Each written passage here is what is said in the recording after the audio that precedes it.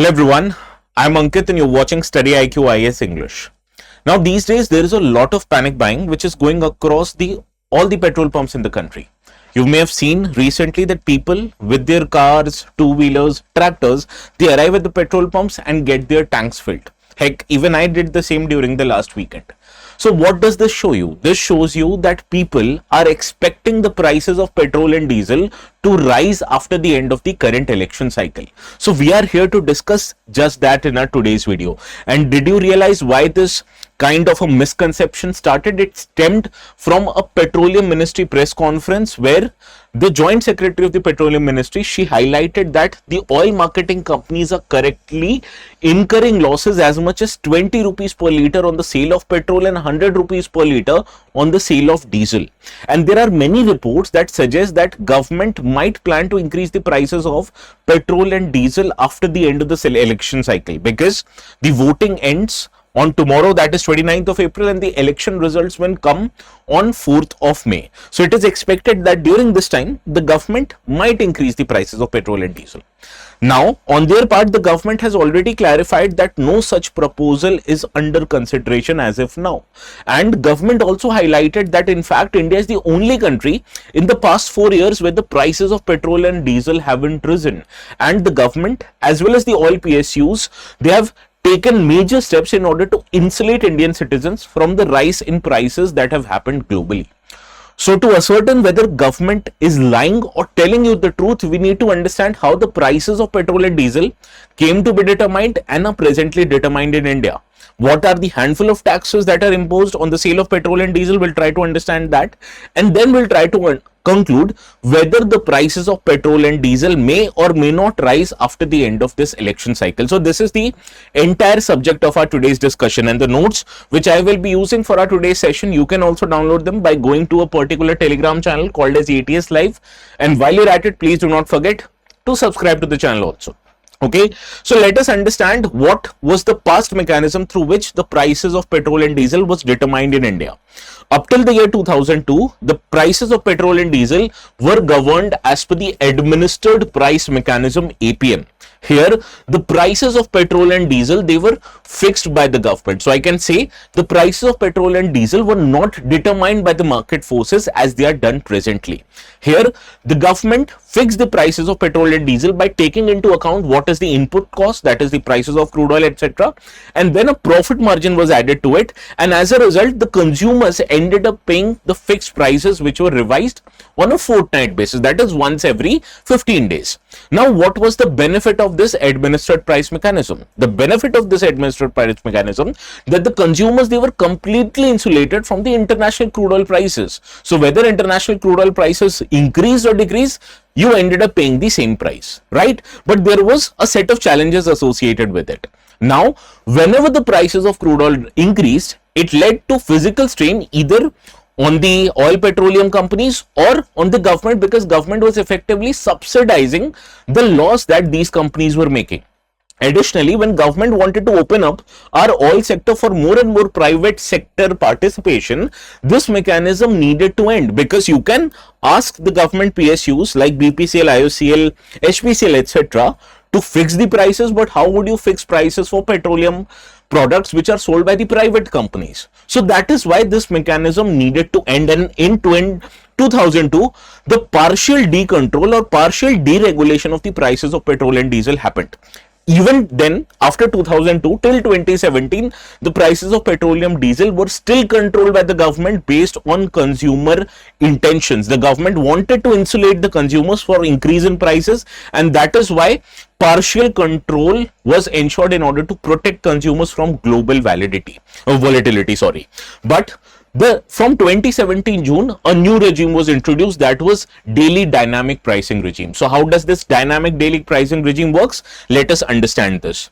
Now, every day fixed at 6 a.m., the prices of petrol and diesel are revised across all petrol pumps in India. You need to understand there are more than 1 lakh petrol pumps in the country, and prices of petrol and diesel sold through these petrol pumps are revised every day at 6 a.m. So what are the considerations that led to revising of these prices? Let us now understand this. Now, prices of petrol and diesel, which are fixed every day at 6 a.m., are determined by slew of input costs. What are the major input costs? Input costs include international crude oil prices, which are determined in US dollar. Similarly, the rupee exchange rate vis-a-vis US dollar is also playing an important role here. In addition to that, or the freight and distribution cost associated with the transportation of oil from refineries to the end consumers, right?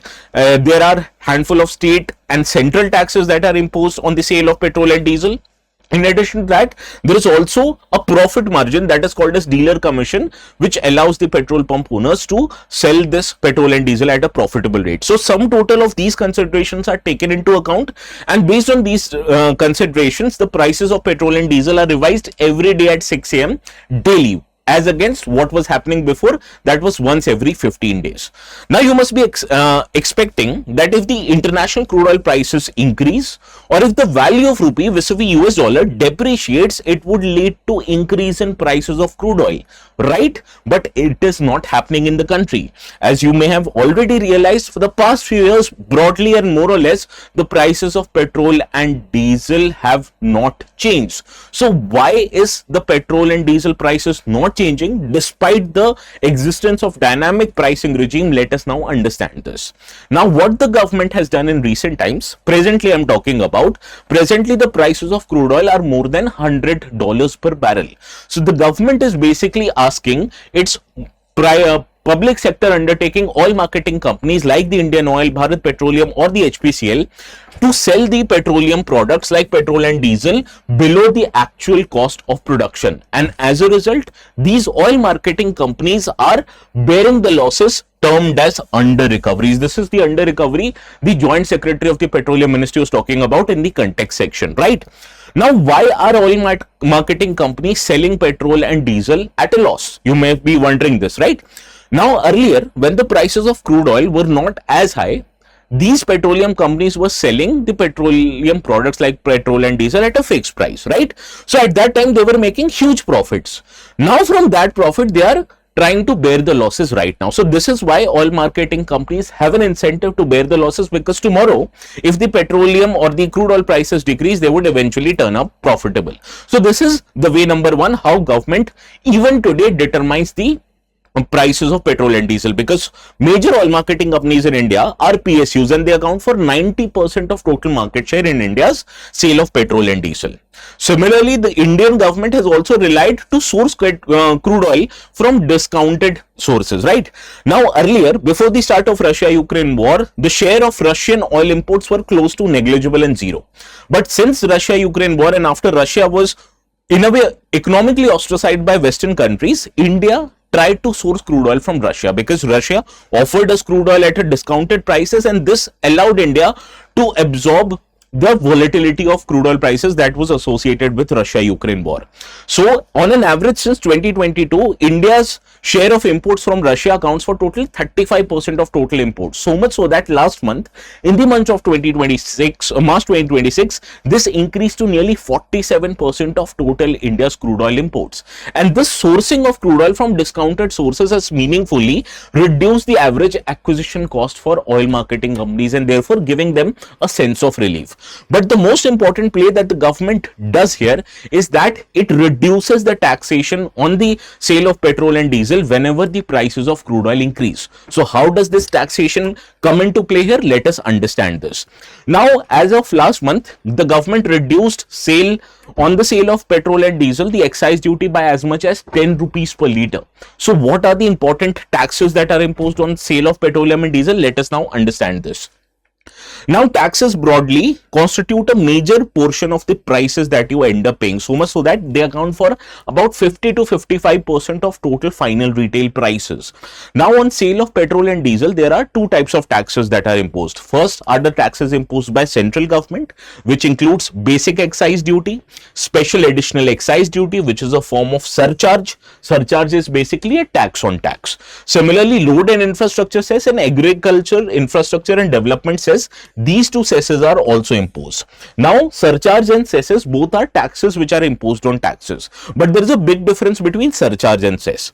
whatever government collects through surcharge, first of all, it is not shareable with the state governments. And second, that the government can use the proceeds collected from surcharge for any purpose it wants. Similarly, the collection of cesses are also not shareable with the state governments. But here, for whatever purpose the government is collecting cess, it has to use the cess for that purpose only. This is the basic difference between surcharge and cess. Both are taxes on taxes and both are not shareable with states, but the use case of both of these taxes are different. Now, state governments also levy what is called as value added tax or excise duty, or sales tax on the sale of petrol and diesel. So because of these handful of central and state taxes, the total prices that you end up paying for petrol and diesel, taxes account for nearly 50 to 55% of the end product, right? Now, whenever the prices of crude oil fall, government relies on what is called as a counter-cyclical tax strategy. So whenever the prices of global crude oil fall, government raises the excise duty in order to capture the windfall and boost its overall tax collection revenue. And this we saw even happen during COVID-19 pandemic, where government increased the taxes on the sale of petrol and diesel. Now what you need to understand, these basic excise duty, surcharge and cess, these are imposed on per liter of sale, which means these are kind of specific taxes. On the other hand, the VAT and sales tax, which are imposed by the state government, these are basically ad valorem in nature. What are ad valorem taxes? These are basically taxes imposed on the final price of the petrol and diesel. So irrespective of increase in final prices of petrol and diesel, the government collects a specific amount of taxes, that is the central government. Wherever, on the other hand, the collection of state governments through these taxes increase or decrease depending upon the prices of petrol and diesel. Right?